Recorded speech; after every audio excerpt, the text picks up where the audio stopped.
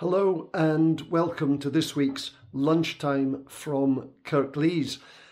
Lunchtime from Huddersfield Town Hall, but you'll notice that this introduction is coming not from Huddersfield Town Hall, but from the music room in my home.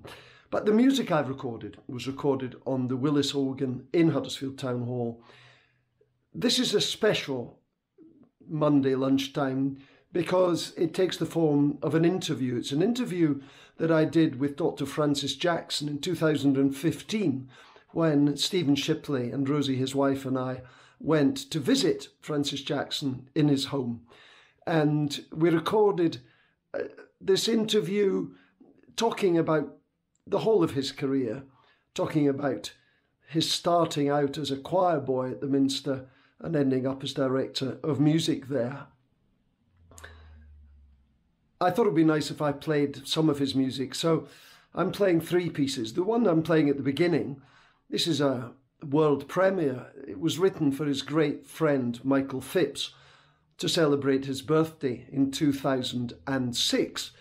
It's a trio and shows all the characteristics of writing counterpoint that Francis Jackson talks about.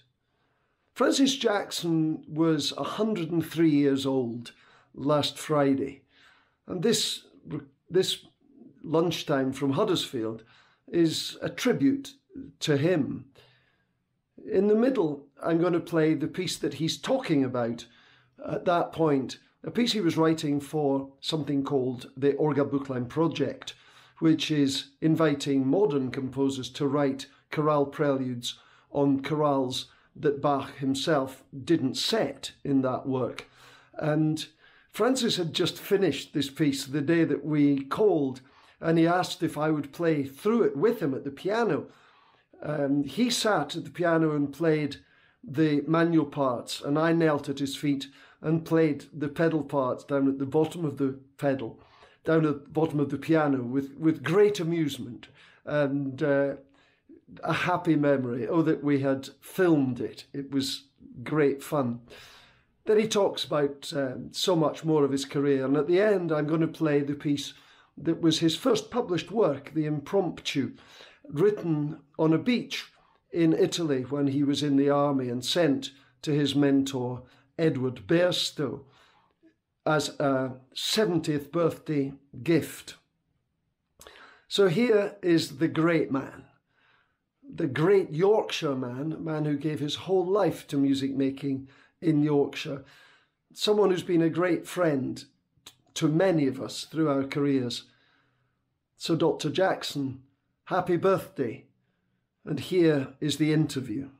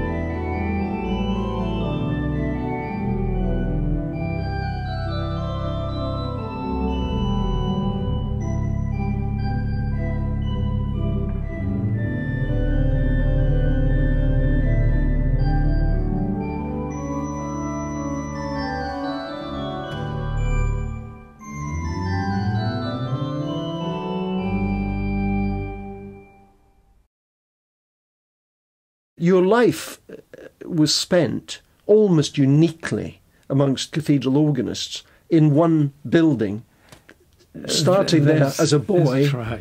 Yes. right through to being director of music for a long time. Mm-hmm.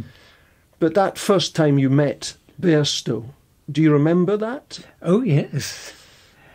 Yes, he'd replied to my father's request to give advice as to what to do with me. And he said he could hear me play the piano any Saturday, it was, February 1929. And how old were you then? I'd be 11. 11. I was over the age because they took us in at 8. Yes. So did you learn very quickly then as a chorister? You had to learn the repertoire very quickly. Yes.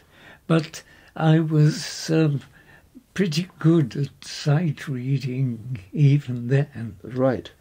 And you'd had piano lessons for some time? Yes. With a strict teacher?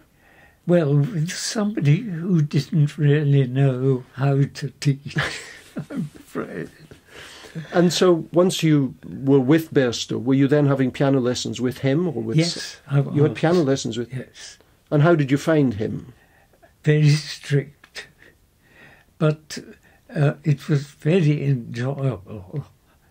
Were the rehearsals with the trebles good fun, or were they just very hard work? I didn't find them hard work. He made it so enjoyable. Because the repertoire was huge. Yes. I mean, you didn't repeat much. No. No. Oh, no. And in those early days in the choir, you were broadcasting Choral Evensong every week, live on the radio. Yes, we were. And how much rehearsal time did you have with the men for that? We had 2 full rehearsals a week of 45 minutes each.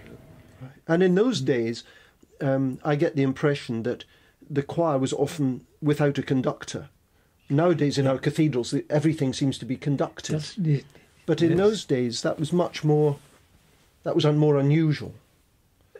Oh, yes. Did he ever conduct? Yes. He did sometimes? Yes, only unaccompanied things. Right. And were the responses then left with no conductor? Yes. And the psalms and every amen. And that leads me on to my next question, which is, are you, of those who are still with us, unique in that you didn't go to university and you didn't go to music college? Correct. But you were sort of an apprentice to Bairstow, would you say? Yes. And he taught you everything. He taught you harmony and counterpoint and history and piano and organ. Yes. And I remember you, when I was playing something a couple of years ago and I mentioned it to you, and you said, oh yes, I studied that with Bairstow. And I said, when was that? And you said 1937. I mean, it's quite remarkable that you have this totally clear memory of what you were doing with Bairstow. He must have been a huge influence. Oh, he was. He just opened the doors to me. It was something that I'd never had before from... I had 2 previous teachers in my hometown of Malton. Yes. But nothing was ever taught me about what music meant and how it should be given to the listener. And he was a real performer, was he? I mean, yes. Because we know him, and this seems also unique nowadays, that someone could be the organist of York Minster, but also professor of music at Durham. Yes. I mean, that is a remarkable person who can do both those roles. Yes. With such distinction, and conduct so many choirs, and have that reputation too. To my mother, who took me what would you like to do? She said, well, we wondered if we could get him into your choir. So he made me sing. He said, yes, he's got a nice little voice. And so I joined the choir within a few days. And then were you travelling from home? Yes. Day by day, from Malton? Every day. Yes. By yourself, on the bus? Yes, on the train. On the train? Yes. 7:24 in the morning, back into Malton station at 6:12. So you would get the train to York and then walk by yourself from the station? Oh, yes. To the school? Yes. Isn't that remarkable? Then you were in the choir for how long before your voice broke? It was maybe 4 years. Right. So you were sort of 15, 16 when your voice broke? Yes. I mean, boys' voices did break it later was then. That's 15, quite I 15 think. yes. Yes. That was quite normal then. Because the other boys in the choir had been in from the age of 7 or 8, you must have learned very quickly the repertoire. Oh, yes. You were a good sight reader. Oh, I was. And I, of course, escaped the probationership Of course. by a good long time. And, of course, that wasn't very popular. It took a lot of living down. Were you ever a solo boy, or were you much more a chorus boy? I was far too nervous. In those early days of broadcasting, choral evensong was broadcast twice a week.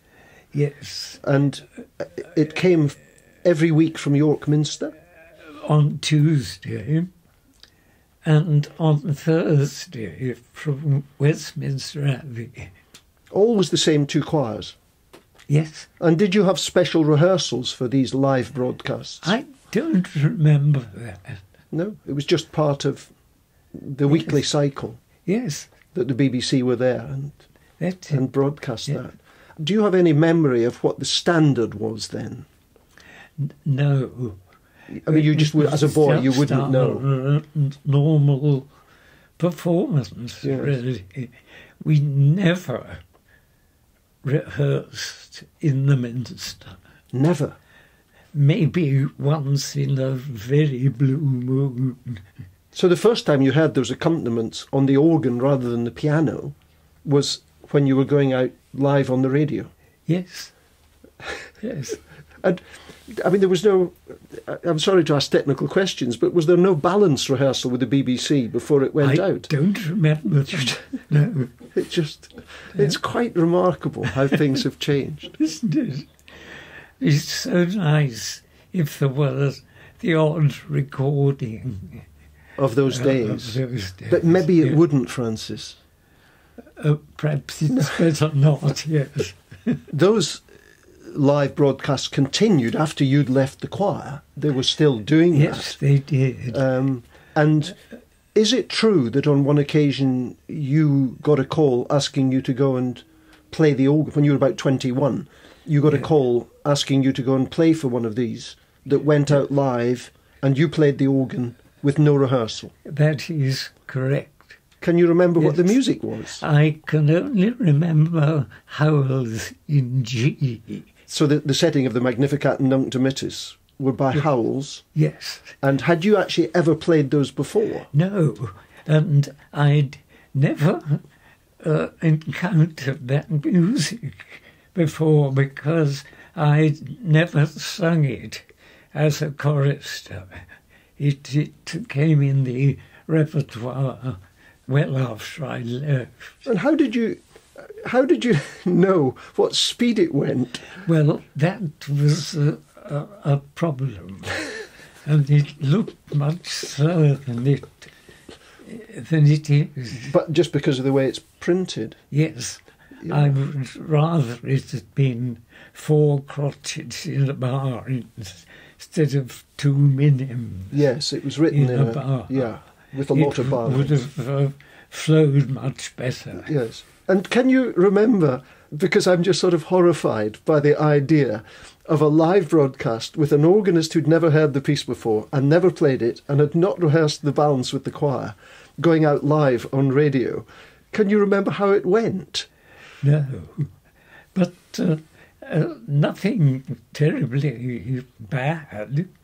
I'm almost having a nervous breakdown at the thought of this, let alone doing it.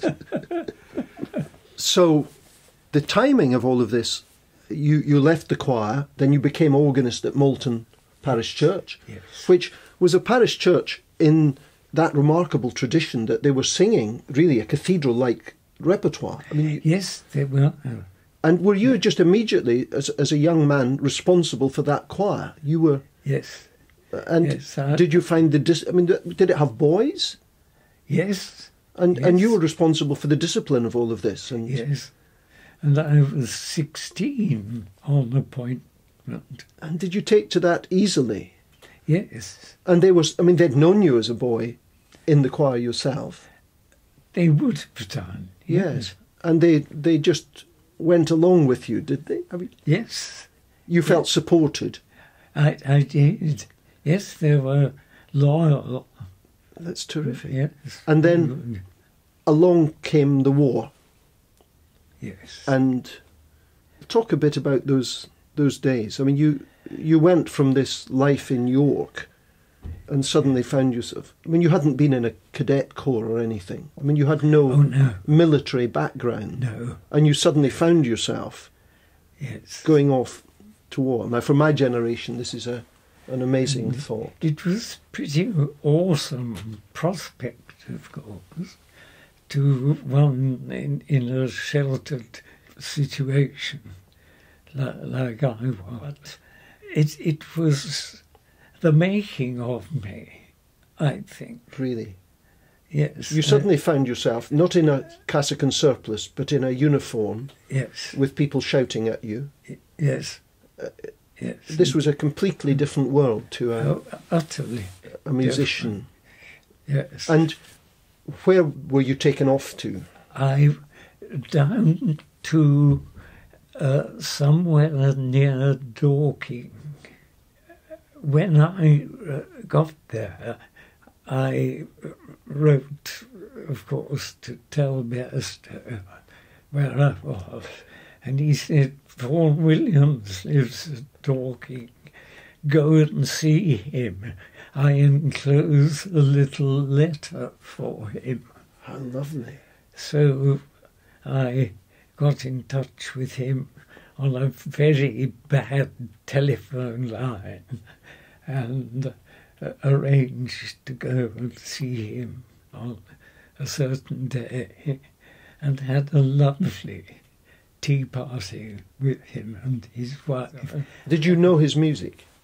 Yes. You'd already encountered some of his music? Yes, certainly. We had the Te Deum in G, which he wrote for the Archbishop of Canterbury. And to us, at those times, it was very modern. It's not modern now.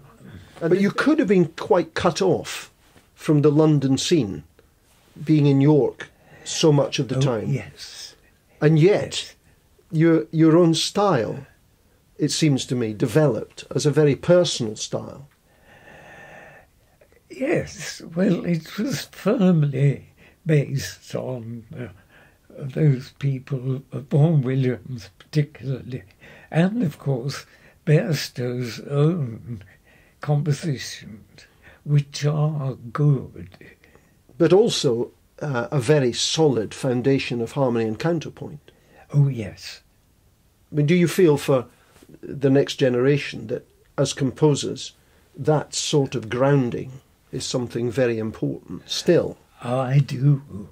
Strict counterpoint. I'm very grateful to have had. And species counterpoint? Yes, absolutely. Yeah. Oh, it's been an immense help and influence. And you see that in the lines in your music. I mean, you have that sense of the line. You can see that. I can see that in your organ works. Mm. Well, it doesn't come naturally. Things go where they should go. Yes. Yes. And then somewhere came this French influence. That's somehow right. You came across Ravel. And Debussy, the wonderful, colourful harmony, which took me by the throat. It was wonderful. So that means that Bach and Ravel are the two main influences. That's in the end. That's fascinating, isn't it? Because there's a lovely bit in the book where you are visiting with your wife Priscilla in France, and you go to the house of Ravel. Oh, yes. And for most of us, visiting somewhere where Bach played is very important, and we're very moved by it. Yes. But for you, it was going to that house and seeing where he sat, where he composed. Yes. Oh, yes. Well on the way to 100, and you are still composing. Yes. And what's your latest work? The very latest is helping to complete Bach's organ Büchlein. Which is a remarkable thing to need to do. Yes, and I've not found it easy, but I've loved the challenge, because whatever move I did was wrong, and I had to find a way out of it, and it happened time and time again. I've never had such bother with her composition.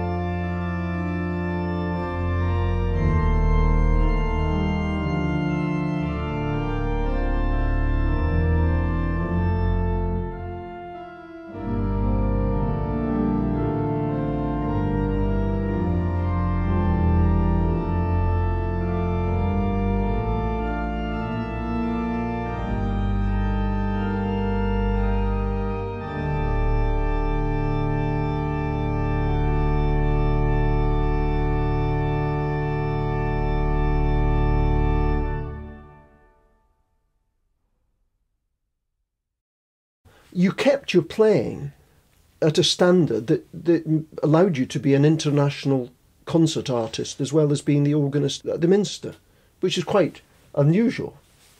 Is it? Well, I think so. I mean, when I was first playing the organ, it was in the days before there weren't so many recordings available. So when a new organ record came out, we were excited about it. Yes, I remember. And the very first record I ever bought with my own money was Francis Jackson playing 19th century organ music at York Minster. That's an orange. Yes, with the cover. Stanford Fantasia and Toccata and Franck Fantasia, Liszt BACH, and Concerto by Camage. I can remember the whole thing, and I played it so often that I wore it out and had to buy a second copy. So that was my first meeting of you, and then there was that recording that made such a huge impact, the Great Cathedral series, when you recorded really big repertoire, which not all the cathedral organists were doing. Certain works became works just so associated with Francis Jackson that your performances of them became the landmark performances. Good Lord, I never knew that, you know. Talk a bit about the massive piece, the massive Passacaglia by Healy Willan. How did you come across that? Down in the bottom of the organ loft where he kept his music, organ music, one day he opened the Who's this? door, Bairstow, and pulled out this copy, the original Schirmer edition. Said, "You better learn that," he said. So I learned it, and it's turned out to be a huge thing. Well, reading your autobiography, the number of places where you made your first appearance, and you just say the programme included the Willan. And Yes. although he wrote a huge amount of organ music, it's that piece that became a real Francis Jackson piece. And I doubt if there's an organist in the world who plays that, who has not listened to your recording of it to get the ideas. Well, I mean, even to changing the opening where you use the 32-foot and play it up the octave. I mean, just those sorts of details that became part of the performance. Tell me a bit more about this travelling around the world, Francis. Well, I went to Notre Dame once and then to Bonn. But I did a tour of 2 tours of Denmark, and that's about all, except for, I think I did 5 or so tours of America, beginning in 1961, the same year as the Duke of Kent's wedding. Yes. And every 3rd year. So they were big tours. Moving. Well, it's a big country. Yes, that's right. And which of the organs there did you warm to most? Which were the landmark organs that you looked forward to? One that I did not play a public recital on was the Old West Church in Boston. Right. Which I thought was the most beautiful one. Did you go to Australia? Yes, I did. Where did you play there? Sydney. Sydney. St Andrew's Cathedral, perhaps. Yes, yeah. that was good. And at the capital city, Canberra. yes, and also on the north coast. And was that a good tour? Did you enjoy? Yes, I did. Oh, and Adelaide. Adelaide, Yes. right. Well, you've seen in your lifetime some enormous changes to the Church of England and the services and the style of music and so on. How do you feel that things are? Are they in good form? Are they in good shape? Oh, yes, undoubtedly. The technique is wonderful. I sense a but is coming in this sentence. Well, of course, My diet is mostly radio. The same thing happens with almost every kind of performance, be it choral, orchestral, orchestral, it's all too fast. Well, Francis, it's been great to be here with you today and to hear your story. I've no doubt that over all these years at the Minster there have been moments of great hilarity within the services. I wonder if any of those comes particularly to mind. I remember most of all is as a chorister when we were doing a nave evensong. And as you know, the tuba mirabilis points westward, and so it sends its goods in no uncertain manner. Well, Bairstow forgot the stop was out, and he began Stanford in B flat, Monk Dimitris with a chord on the tuba.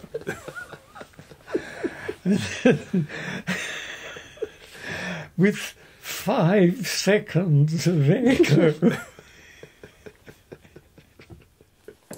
Francis, thank you so much for giving your time today, for making us so welcome here.